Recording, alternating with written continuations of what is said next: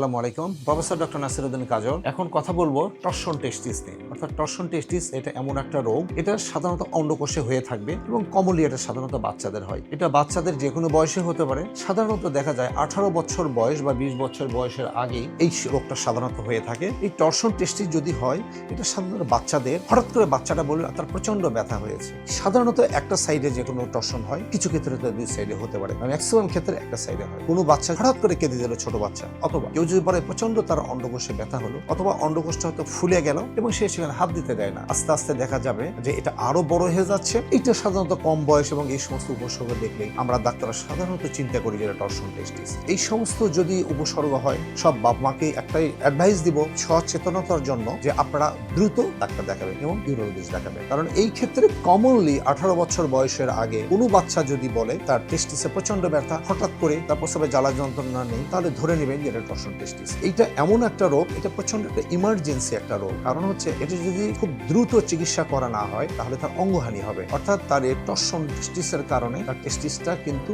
দেখবেন যে এটা নষ্ট হয়ে যায়, তার রক্ত চলাচল বন্ধ হয়ে যায় এবং এই রক্ত চলাচল বন্ধ হওয়ার কারণে তার টেস্টিসটা এটা গ্যাংগ্রিন হয়ে যায়, নষ্ট হয়ে যায়। যদি দেরি করে আসে, ম্যাক্সিমাম ক্ষেত্রে এই টেস্টিস আর হয় না, তখন আমাদের অপারেশন করে এই টেস্টিস যদি নষ্ট হয়ে থাকে, পচে গিয়ে থাকে, এটা আমাদের ফেলে দিতে হয় এবং অপোজিট সাইড টেস্টিস আমাদের অপারেশন করে আবার আমাদের ঠিক করে দিতে হয়। কারণ এক সাইড যার টর্সন হয় তার অপোজিট সাইড হওয়ার সম্ভাবনা আছে। সো একটাই কথা, কোনো বাচ্চা বয়স যদি 18 বছরের নিচে হয়, যদি সে কখনো বলে তার প্রচন্ড ব্যথা, অথবা সে বমি করলো, তার টেস্টিস মানে অন্ডকোষটা ফুলে গেল, অথবা তার প্রচন্ড ব্যথা, আর আরেকটা জিনিস, এটা হয়তো আপনার বাবা মারও করতে পারেন, তার অন্ডকোষে হাত দিয়ে যদি একটু উঁচু করেন, যদি সে বলে প্রচন্ড ব্যথা বেড়ে গেল, তাহলে এটা টর্সন টেস্টিস আমরা সাধারণত ধরেই নিই। সো বাবা মার ক্ষেত্রে, গার্জিয়ানের ক্ষেত্রে একটাই মাত্র উপদেশ, যদি কোনো বাচ্চা বলে প্রচন্ড ব্যথা, ফুলে গেল, হয়তো বমি হলো, দেরি না করে দ্রুত আপনি ডাক্তারের শরণাপন্ন হবেন এবং তার পরামর্শ অনুযায়ী চিকিৎসা নেবেন। আপনার ছেলে ভালো থাকবে, আপনার ছেলে অন্ডকোষটা ভালো থাকবে, অন্ডকোষটা সেভ হবে। ধন্যবাদ।